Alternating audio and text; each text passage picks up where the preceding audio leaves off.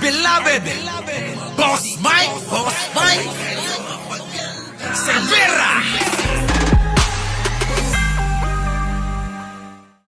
Attorney. Request naman niya ay gusto lamang niya na yung ating mga proseso ay galangin at hindi siya ipadala sa United States of America na hindi. Ano bang pinagsasabi ni attorney? Nagalangin. Galangin ang proseso. Parang baliktad ano po?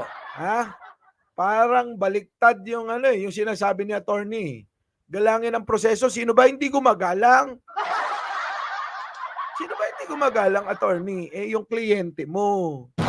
Yung kliyente mo lang ang hindi gumagalang. Pasok. Pa niya ma-prove yung kanyang innocence po. Attorney! Hindi niya pinagbigyan. Di magpaliwanag siya. Dali. Attorney.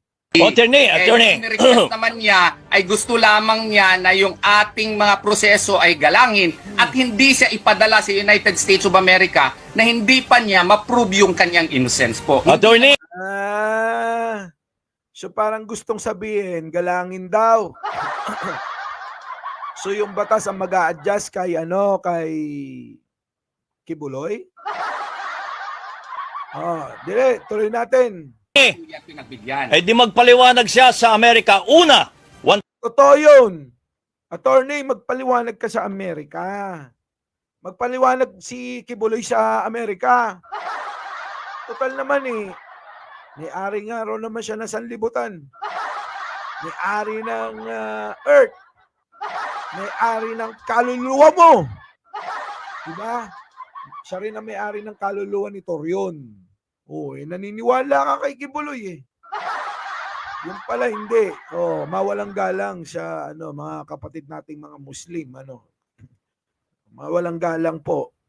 Hindi naman basihan ang ang relihiyon pagdating sa mga talakayan, Kaya medyo lang, alalay lang kayo, ha. Attorney, Noli, tirahin mo. siya ng Federal Bureau of Investigation, FBI. Pangalawa, meron siyang sexual abuse, human trafficking dito sa ating bansa. Pangatlo, kung talagang siya ay son of God. May punto naman. Bakit hindi sa sumulpot at ipagtanggol ang kanyang sarili at humingi siya na Huwag kang tawa-tawa dyan, Torion. Tawa-tawa ka kay Noli Di Castro. Nagpapaliwanag Tinatawanan mo. At saka may punto naman talaga si Kabayan, di ba? Si Kabayan, vice presidente yan dati. May punto naman Kaya nga, sinasabayan kong uminom ng kape to Kabayan, huwag kang manalangin, huwag kang magalala. Kakampi mo kami. ng blessings mula sa God na siya ay pakawalan at siya ay mawalan ng mawala lahat ng kanyang kaso. Di ba, attorney? Son of God siya? Naniniwala ba kayo son of God siya? Oo nga. Naniniwala ka bang son of God siya? Tawa, ulitin nga natin. Sabayan natin uminom ng kape. Torion. Pangalawa, meron siyang sexual abuse. Yung Oo nga, andali. Okay. una, wanted siya ng Federal Bureau of Investigation, FBI.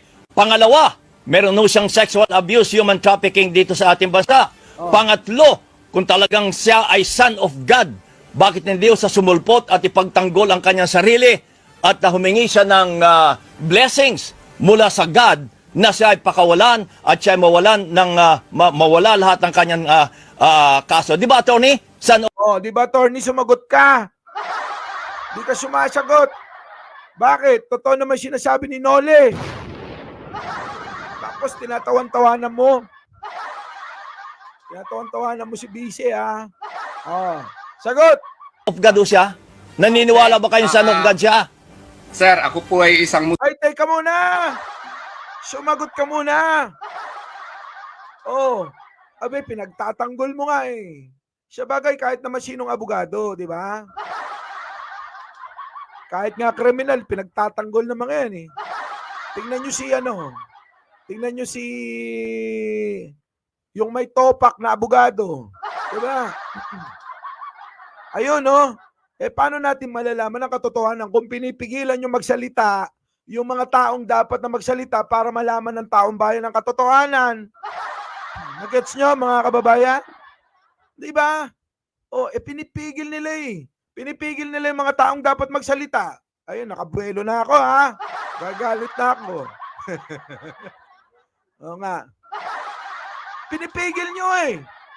Tulad nito, Paksyo. Ayun, nagkaroon ng hearing doon. Sa may kongreso, pinipigil, puro na lang hindi pwedeng sagutin. Pwede ko pa bang hindi sagutin, Your Honor? Paano malalaman ang katotohanan? Puro ganon. Pwede ko po bang hindi sagutin, Your Honor? Paano natin malalaman kung sino talaga nagsasabi ng totoo?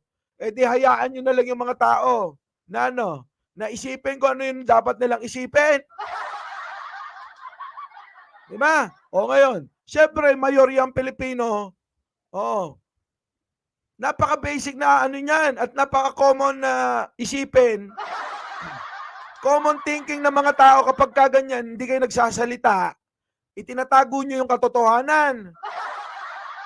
Pag itinatago nyo yung katotohanan, isipin ng tao, malamang guilty kayo. Malamang totoo yung akusasyon, di ba? Mga hinayupak. Pasok, sumagot ka. Oo, marami tayong kaibigan ng mga Muslim. Oo, marami nasa gobyerno nga eh. Di ba? Basic na basic. Pasok. Mula sa God na siya ay pakawalan at siya ay mawalan ng mawala lahat ng kanyang kaso. Di ba, attorney? Son of God o siya? Naniniwala ba kayong son of God siya? Sir, ako po ay isang Muslim. Ay, wala. Abogado. Ay, wala. Wala. Ha? Wala. Kung di batihan lang to, wala, talo ka na, hindi ka na makapasagot eh. Ganun eh, no?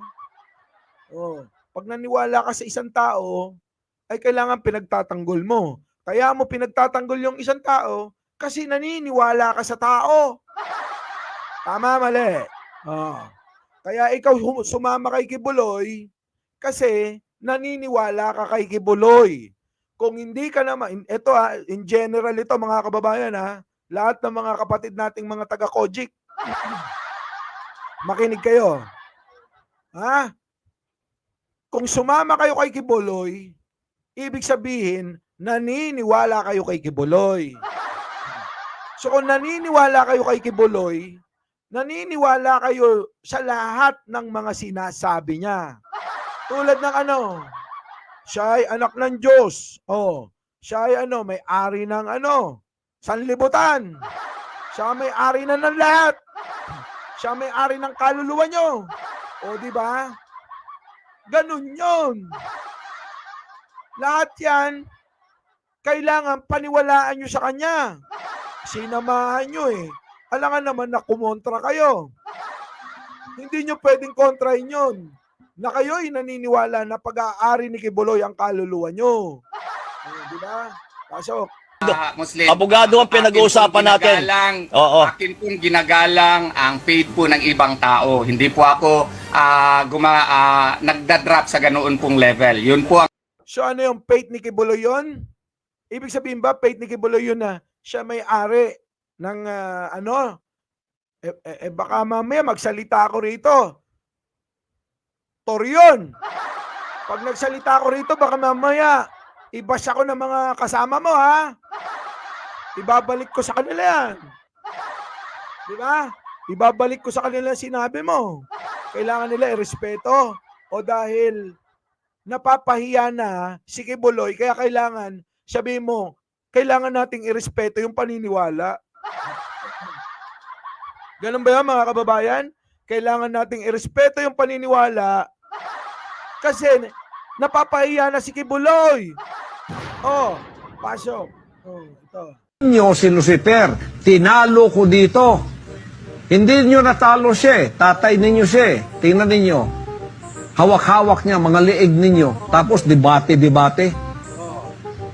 Tapos sabihin mo, tingnan mo yung assessment mo, takot ako makipagdebate. Hindi nga ako natakot kay Lucifer, sa inyo pa. Di ba? So yan yung pinaniniwalaan nila, mga kababayan. Sige, sige Buloy. Ano? Oh. 'Di ba? Takot daw kayo makipagdebate sa kanya pero ayaw niyang lumabas.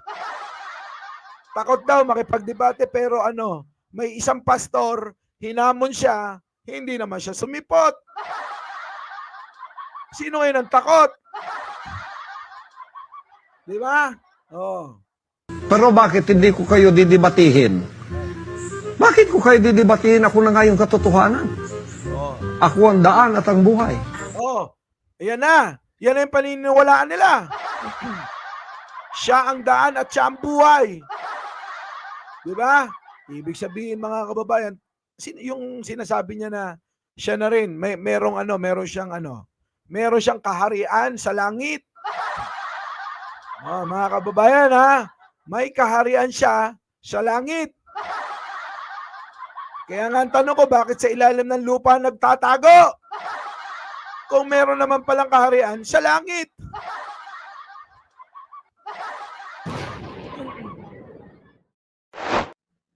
Our beloved Boss Mike